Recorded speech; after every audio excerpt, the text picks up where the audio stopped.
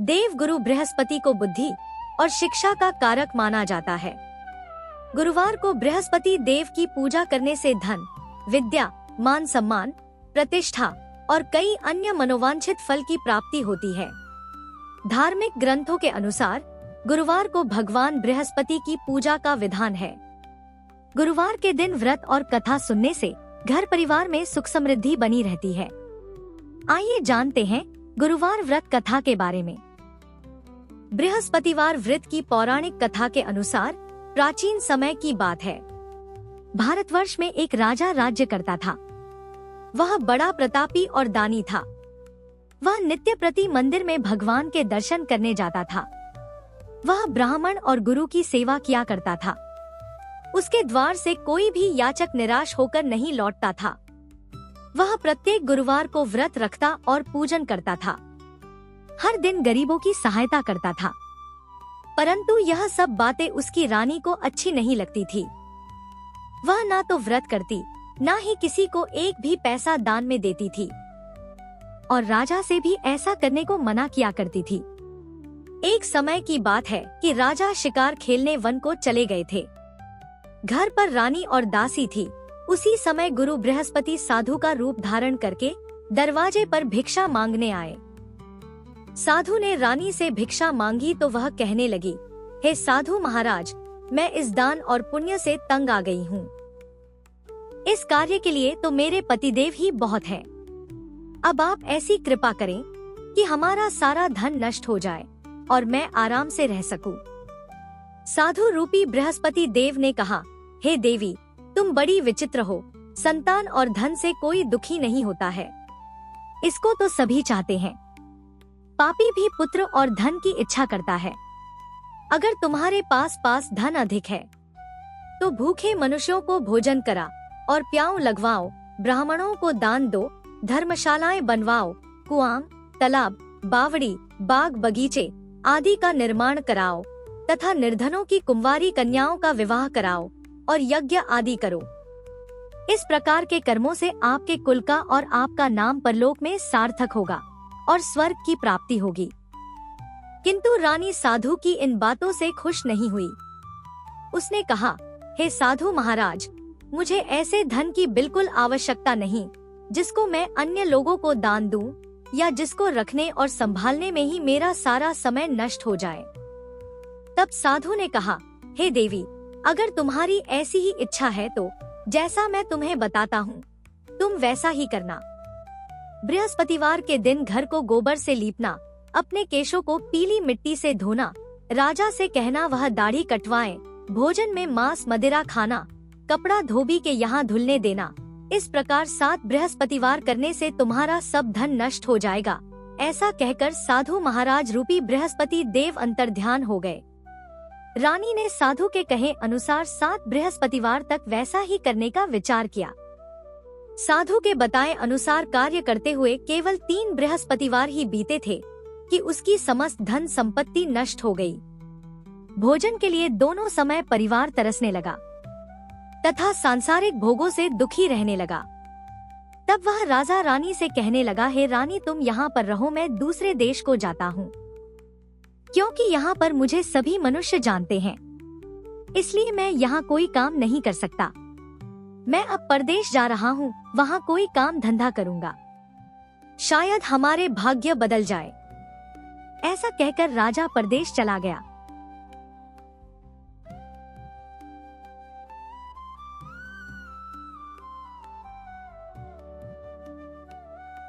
वह वहाँ जंगल से लकड़ी काट कर लाता और शहर में बेचता।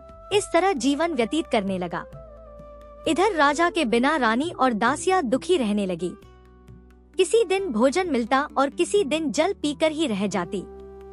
एक बार रानी और दासिया को 7 दिन तक बिना भोजन के रहना पड़ा तो रानी ने अपनी दासी से कहा, हे दासी, यहाँ पास के नगर में मेरी बहन रहती है।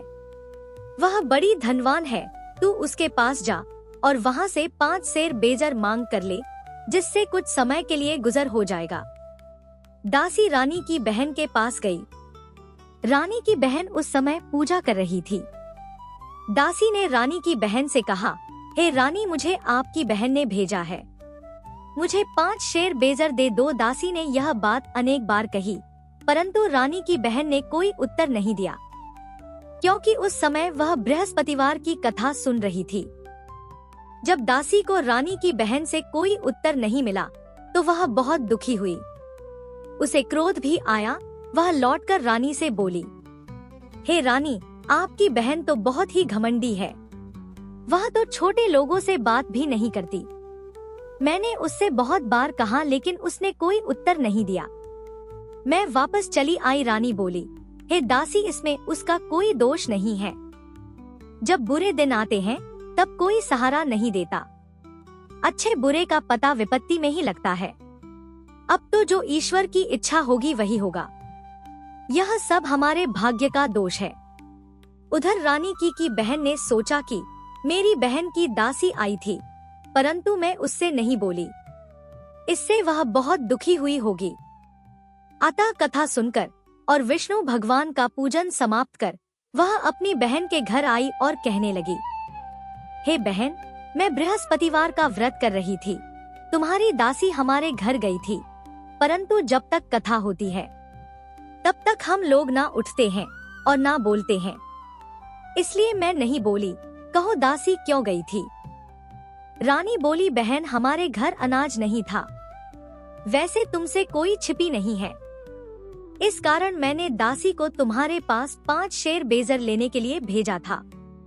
रानी की बहन बोली, बहन देखो, बृहस्पति भगवान सबकी मनोकामनाएं पूर्ण करते हैं। देखो, शायद तुम्हारे घर में अनाज रखा हो। यह सुनकर दासी घर के अंदर गई तो वहाँ उसे एक घड़ा बेजर का मिल गया। उसे बड़ी हैरानी हुई, क्योंकि उसने एक एक बर्तन देख लिया था।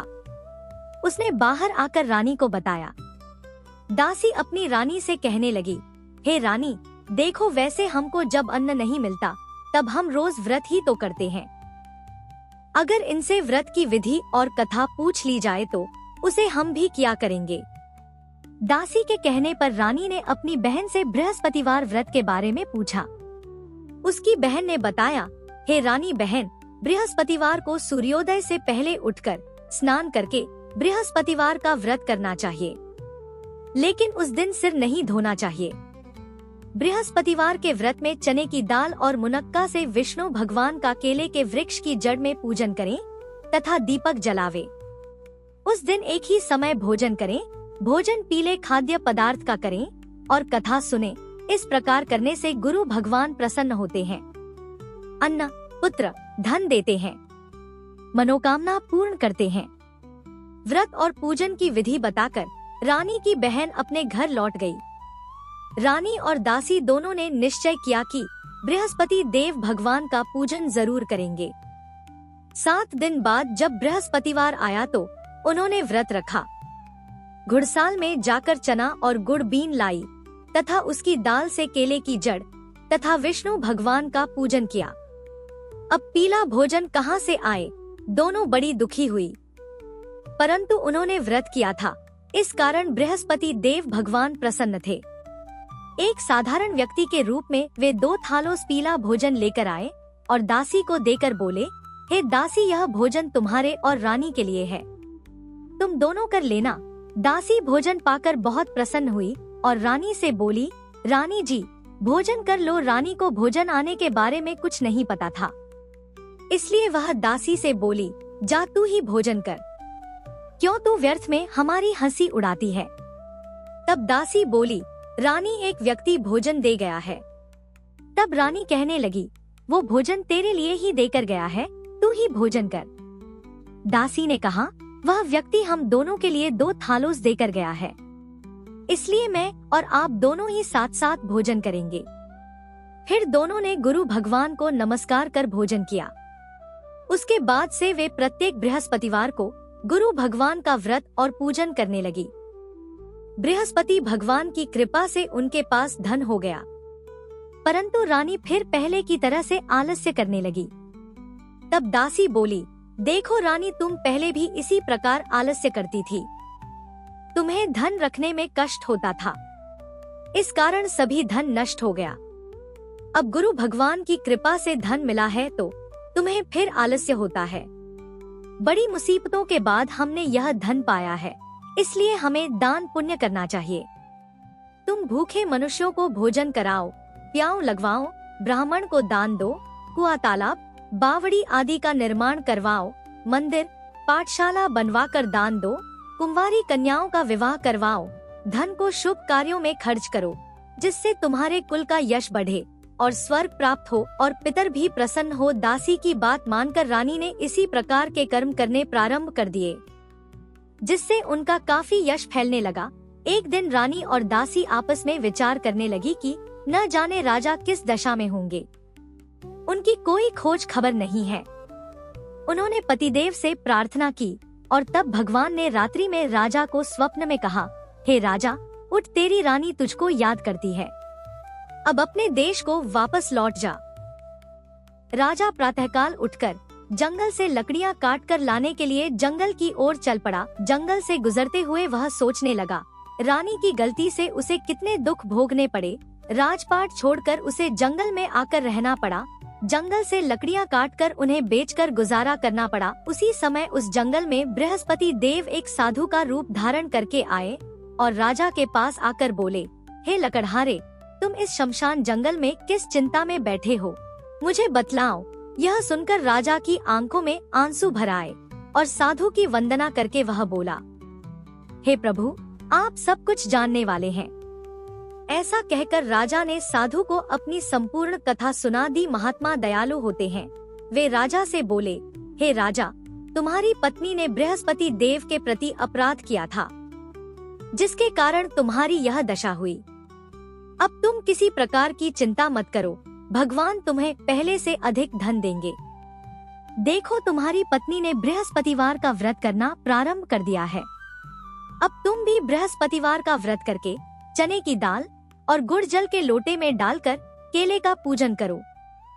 फिर कथा कहो या सुनो, भगवान तुम्हारी सब मनोकामनाओं को पूर्ण करेंगे। साधु को प्रसन्न देखकर राजा बोला, हे प्रभु, मुझे लकड़ी बेचकर इतना पैसा नहीं मिलता जिससे भोजन करने के उपरांत कुछ बचा सकूं, और मैंने रात्रि में अपनी रानी को व्याकुल देखा है। मेरे पास कोई साधन नहीं जिससे समाचार जान सकूं। फिर मैं बृहस्पति देव की क्या कहानी कहूँ, मुझे तो कुछ भी नहीं मालूम है। साधु ने कहा, हे राजा, तुम किसी बात की चिंता मत करो। बृहस्पतिवार के दिन तुम रोजाना की तरह लकड़ियाँ लेकर शहर में जाओ, तुम्हें रोज से 2 गुना धन प्राप्त होगा, जिससे तुम भली भांति भोजन कर लोगे और बृहस्पति देव की पूजा का सामान भी आ जाएगा। बृहस्पतिवार की कथा इस प्रकार है। प्राचीन काल में एक बहुत ही निर्धन ब्राह्मण था। उसकी कोई संतान नहीं थी। वह नित्य पूजा पाठ करता, परंतु उसकी पत्नी बहुत मलिनता के साथ रहती थी। वह ना तो स्नान करती और ना किसी देवता का पूजन करती थी। प्रातः काल उठते ही सबसे पहले भोजन करती, बाद में कोई अन्य कार्य करती। ब्राह्मण देवता बहुत दुखी रहते थे। पत्नी को बहुत समझाते, किंतु कोई परिणाम नहीं निकलता। भगवान की कृपा से ब्राह्मण की पत्नी के कन्या उत्पन्न हुई। वह कन्या अपने पिता के घर में बड़ी होने लगी। वह बालिका प्रातः स्नान करके भगवान विष्णु का जप करती। वह बचपन से ही बृहस्पतिवार का व्रत भी करने लगी थी। पूजा पाठ समाप्त कर स्कूल जाती तो अपनी मुट्ठी में जौ भर कर ले जाती और पाठशाला जाने के मार्ग में डालती जाती। वही जौ सोने के हो जाते तो लौटते समय उनको बनकर घर ले आती। एक दिन वह बालिका सूप में उन सोने के जौ को फटक कर साफ कर रही थी। तभी उसकी माँ ने देख लिया और कहने लगी, हे बेटी, सोने के जौ को फटकने के लिए सोने का सूप होना चाहिए। दूसरे दिन गुरुवार था। उस कन्या ने व्रत रखा और बृहस्पति देव से प्रार्थना करके कहा, हे प्रभु, यदि मैंने सच्चे मन से आपकी पूजा की हो तो मुझे सोने का सूप दे दो। बृहस्पति देव ने उसकी प्रार्थना स्वीकार कर ली। रोजाना की तरह वह कन्या जौ फैलाती हुई पाठशाला चली गई। पाठशाला से लौटकर जब वह जौ बीन रही थी तो बृहस्पति देव की कृपा से उसे सोने का सूप मिला। उसे वह घर ले आई और उससे जौ साफ करने लगी, परंतु उसकी माँ का वही ढंग रहा। एक दिन की बात है, वह कन्या सोने के सूप में जौ साफ कर रही थी। उस समय उस नगर का राजकुमार वहां से होकर निकला। इस कन्या के रूप और सोने के सूप में जौ को साफ करते देखकर वह उस कन्या पर मोहित हो गया। राजमहल आकर वह भोजन तथा जल त्याग कर उदास होकर लेट गया। राजा को जब राजकुमार द्वारा अन्य जल त्यागने का समाचार मिला तो अपने मंत्रियों के साथ वह अपने पुत्र के पास आए और बोले, हे बेटा, तुम्हें किस बात का कष्ट है? किसी ने अपमान किया है अथवा कोई और कारण है? मुझे बता, मैं वही करूँगा जिससे तुम्हें प्रसन्नता हो। तब राजकुमार ने अपने पिता की बातें सुनी और बोला, मुझे आपकी कृपा से किसी बात का दुख नहीं है। किसी ने मेरा अपमान नहीं किया है, परंतु मैं उस लड़की के साथ विवाह करना चाहता हूँ जो सोने के सूप में जौ साफ कर रही थी। यह सुनकर राजा आश्चर्य में पड़ गया और बोला, हे बेटा, इस तरह की कन्या का पता तुम ही लगाओ। मैं उसके साथ तुम्हारा विवाह अवश्य ही करवा दूंगा। राजकुमार ने राजा को उस लड़की के घर का पता बतलाया। मंत्री उस लड़की के घर गया और राजा का आदेश ब्राह्मण को सुनाया। कुछ ही दिन बाद ब्राह्मण की कन्या का विवाह राजकुमार के साथ संपन्न हो गया। कन्या के घर से जाते ही उस ब्राह्मण देवता के घर में पहले की तरह गरीबी का वास हो गया। अब भोजन के लिए भी अन्न बड़ी मुश्किल से मिलता था। एक दिन दुखी होकर ब्राह्मण अपनी पुत्री से मिलने गया। बेटी ने पिता की दुखी अवस्था को देखा और अपनी माँ का समाचार पूछा। ब्राह्मण देवता ने सभी हाल कह सुनाया। तब कन्या ने बहुत सारा धन देकर अपने पिता को विदा कर दिया। इस तरह ब्राह्मण का कुछ समय सुखपूर्वक बीता, लेकिन कुछ दिन बाद फिर वही हाल हो गया। ब्राह्मण फिर अपनी कन्या के यहाँ गया और सभी हाल कहा तो पुत्री कहने लगी, हे पिताजी, आप माता जी को यहाँ ले आओ, मैं उन्हें वह विधि बता दूंगी जिससे गरीबी दूर हो जाए। अब ब्राह्मण देवता अपनी पत्नी को साथ लेकर अपनी पुत्री के पास राजमहल में पहुँचे तो पुत्री अपनी माँ को समझाने लगी, हे माँ, तुम प्रातः काल उठकर प्रथम स्नानादि करके विष्णु भगवान का पूजन करो तो सब दरिद्रता दूर हो जाएगी। परंतु उसकी माँ ने उसकी एक बात नहीं मानी। वह प्रातःकाल उठकर अपनी पुत्री का बचा जूठन खा लेती थी। एक दिन उसकी पुत्री को बहुत गुस्सा आया।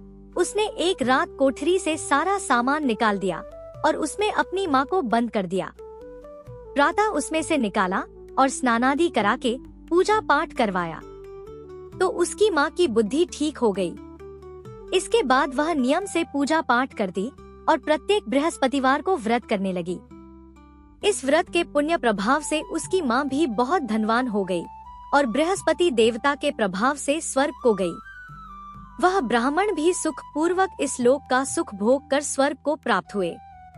इस तरह कहानी कहकर साधु महाराज वहाँ से लोप हो गए। धीरे धीरे समय बीतने पर फिर बृहस्पतिवार का दिन आया। राजा जंगल से लकड़ी काटकर किसी शहर में बेचने गए। उसे उस दिन और दिनों से अधिक धन मिला। राजा ने चना, गुड़ आदि लाकर बृहस्पतिवार का व्रत किया। उस दिन से उसके सभी क्लेश दूर हुए। परंतु जब अगला गुरुवार का दिन आया तो वह बृहस्पतिवार का व्रत करना भूल गया। इस कारण बृहस्पति भगवान नाराज हो गए।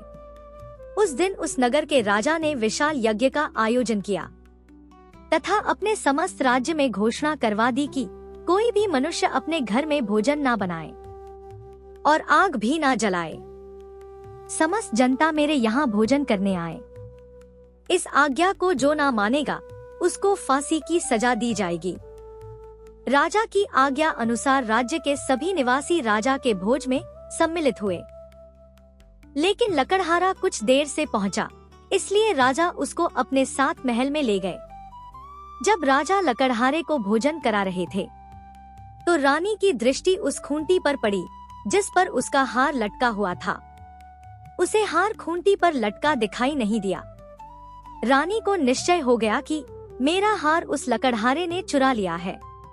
उसी समय सैनिक बुलवाकर उसको कैद खाने में डलवा दिया। जब लकड़हारा कारागार में पड़ गया तो बहुत दुखी होकर विचार करने लगा कि ना जाने कौन से पूर्व जन्म के कर्म से मुझे यह दुख प्राप्त हुआ है। और उसी साधु को याद करने लगा जो जंगल में मिला था। तत्काल बृहस्पति देव साधु के रूप में प्रकट हो गए और उसकी दशा को देखकर कहने लगे, अरे मूर्ख, तूने बृहस्पति देवता की कथा नहीं की, इस कारण तुझे दुख प्राप्त हुआ है। अब चिंता मत कर, बृहस्पतिवार के दिन कारागार के दरवाजे पर 4 पैसे पड़े मिलेंगे। उनसे तू बृहस्पति देव की पूजा करना तो तेरे सभी कष्ट दूर हो जाएंगे। अगले बृहस्पतिवार उसे कारागार के द्वार पर 4 पैसे पड़े मिले। राजा ने पूजा का सामान मंगवाकर कथा कही और प्रसाद बांटा। उसी रात्रि को बृहस्पति देव ने उस नगर के राजा को स्वप्न में कहा, हे राजा, तूने जिस आदमी को कारागार में बंद करा दिया है वह निर्दोष है, वह राजा है, उसे छोड़ देना। रानी का हार उसी खूंटी पर लटका हुआ है। अगर तू ऐसा नहीं करेगा तो मैं तेरे राज्य को नष्ट कर दूंगा। राजा प्रातःकाल उठा और खूंटी पर हार टंगा देखकर लकड़हारे को बुलाकर क्षमा मांगी तथा राजा के योग्य सुंदर वस्त्र आभूषण भेंट कर उसे विदा किया। गुरुदेव की आज्ञा अनुसार राजा अब अपने नगर को चल दिया। राजा जब नगर के निकट पहुंचा तो उसे बड़ा ही आश्चर्य हुआ। नगर में पहले से अधिक बाग, तालाब और कुएं तथा बहुत सी धर्मशाला, मंदिर आदि बने हुए हैं। राजा ने पूछा कि यह किसका बाग और धर्मशाला है। तब नगर के सब लोग कहने लगे, यह सब रानी और दासी द्वारा बनवाए गए हैं। राजा को आश्चर्य हुआ और गुस्सा भी आया। जब रानी ने खबर सुनी कि राजा आ रहे हैं तो उसने अपनी दासी से कहा, हे दासी, देख राज हमको कितनी बुरी हालत में छोड़ गए थे। वह हमारी ऐसी हालत देखकर लौट ना जाए, इसलिए तू दरवाजे पर खड़ी हो जा। रानी की आज्ञा अनुसार दासी दरवाजे पर खड़ी हो गई। जब राजा आए तो उन्हें अपने साथ महल में ले लाई। तब राजा ने क्रोध करके अपनी तलवार निकाली और पूछने लगा, बताओ यह धन तुम्हें कैसे प्राप्त हुआ है। तब रानी ने बताया, हमें यह सब धन बृहस्पति देव के व्रत के प्रभाव से प्राप्त हुआ है। राजा ने तब निश्चय किया कि 7 रोज बाद तो सभी बृहस्पति देव का पूजन करते हैं, परंतु मैं रोजाना दिन में 3 बार कथा कहा करूँगा तथा रोज व्रत किया करूँगा। अब हर समय राजा के दुपट्टे में चने की दाल बंधी रहती तथा दिन में 3 बार वह कथा कहता। एक दिन राजा ने विचार किया कि चलो अपनी बहन के यहाँ आवे। इस तरह का निश्चय कर राजा घोड़े पर सवार होकर अपनी बहन के यहाँ चल पड़ा। रास्ते में उसने देखा कि कुछ आदमी एक मुर्दे को लिए जा रहे हैं। उन्हें रोककर राजा कहने लगा, अरे भाइयों, मेरी बृहस्पतिवार की कथा सुन लो। वे बोले, लो हमारा तो आदमी मर गया है, इसको अपनी कथा की पड़ी है। परंतु कुछ आदमी बोले, अच्छा कहो, हम तुम्हारी कथा भी सुनेंगे। राजा ने दाल निकाली और कथा कहनी शुरू कर दी। जब कथा आधी हुई तो वह मुर्दा हिलने लगा और जब कथा समाप्त हुई तो राम राम करके वह मनुष्य खड़ा हो गया। राजा आगे बढ़ा, उसे चलते चलते शाम हो गई। आगे मार्ग में उसे किसान खेत में हल चलाता मिला। राजा उससे बोला, अरे भैया, तुम मेरी बृहस्पतिवार की कथा सुन लो। किसान बोला, जब तक मैं तेरी कथा सुनूंगा तब तक 4 हरिया जोत लूंगा। जा अपनी कथा किसी और को सुनाना। राजा आगे चलने लगा। राजा के हटते ही बैल पछाड़ खाकर गिर गए तथा किसान के पेट में बहुत जोर से दर्द होने लगा। उसी समय किसान की माँ रोटी लेकर आई। उसने जब यह देखा तो अपने पुत्र से सब हाल पूछा। बेटे ने सभी हाल बता दिया। बुढ़िया दौड़ी दौड़ी उस घुड़सवार के पास गई और उससे बोली, मैं तेरी कथा सुनूंगी, तू अपनी कथा मेरे खेत पर ही चलकर कहना। राजा ने लौटकर बुढ़िया के खेत पर जाकर कथा कही, जिसके सुनते ही बैल खड़े हो गए और किसान के पेट का दर्द भी बंद हो गया। अब राजा अपनी बहन के घर पहुंच गया। बहन ने भाई की खूब मेहमान की। दूसरे दिन प्रातःकाल राजा जगा तो देखने लगा कि सब लोग भोजन कर रहे हैं। राजा ने अपनी बहन से पूछा कि ऐसा कोई मनुष्य है जिसने भोजन ना किया हो जो मेरी बृहस्पतिवार की कथा सुन ले। तो बहन बोली, हे भैया, यह देश ऐसा ही है। पहले यहाँ के लोग भोजन करते हैं, बाद में अन्य कोई काम करते हैं। अगर पड़ोस में कोई हो तो देख कर आती हूँ। ऐसा कहकर बहन देखने चली परंतु उसे कोई भी ऐसा व्यक्ति नहीं मिला जिसने भोजन नहीं किया हो। फिर वह कुम्हार के घर गई जिसका लड़का बीमार था। उसे पता चला कि उसके यहाँ 3 दिन से किसी ने भोजन नहीं किया है। रानी ने अपने भाई की कथा सुनने के लिए कुम्हार से कहा तो वह तैयार हो गया।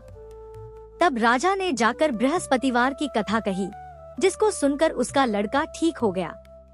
अब तो राजा की प्रशंसा होने लगी। एक दिन राजा ने अपनी बहन से कहा, हे बहन, अब मैं अपने घर जाऊंगा, तुम भी तैयार हो जाओ। राजा की बहन ने अपनी सास से अपने भाई के साथ जाने की आज्ञा मांगी तो सास बोली, चली जा, परंतु अपने लड़कों को मत ले जाना, क्योंकि तेरे भाई की कोई संतान नहीं होती है। बहन ने अपने भाई से कहा, हे भैया, मैं तो चलूंगी, परंतु कोई बालक नहीं जाएगा। राजा ने कहा, जब कोई बालक नहीं चलेगा तब तुम भी जाकर क्या करोगी। फिर दुखी मन से राजा अपने नगर को लौट आया।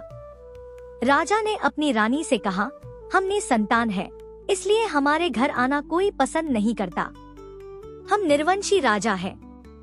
ऐसा कहकर वह बिना भोजन आदि किए शैया पर लेट गया। रानी बोली, हे प्रभु, बृहस्पति देव ने हमें सब कुछ दिया है, वे हमें संतान भी अवश्य देंगे। उसी रात बृहस्पति देव ने राजा को स्वप्न में कहा, हे राजा, उठ, सभी सोच त्याग दे, तेरी रानी गर्भ से है। राजा को यह जानकर बड़ी प्रसन्नता हुई। 9वें महीने रानी के गर्भ से एक सुंदर पुत्र पैदा हुआ। जब राजा की बहन ने यह शुभ समाचार सुना तो वह बहुत खुश हुई तथा बधाई लेकर अपने भाई के यहाँ आई। तभी रानी ने कहा, घोड़ा चढ़कर तो नहीं आई, गधा चढ़ी आई। राजा की बहन बोली, भाई, मैं इस प्रकार ना कहती तो तुम्हें संतान कैसे मिलती। बृहस्पति देव ऐसे ही हैं, जिसके मन में जो कामनाएं रहती है सभी को पूर्ण करते हैं। जो सद्भाव पूर्वक बृहस्पतिवार का व्रत करता है और कथा पढ़ता है अथवा सुनता है, दूसरों को सुनाता है, बृहस्पति देव उसकी सभी मनोकामनाएं पूर्ण करते हैं। बृहस्पति देव उनकी सदैव रक्षा करते हैं।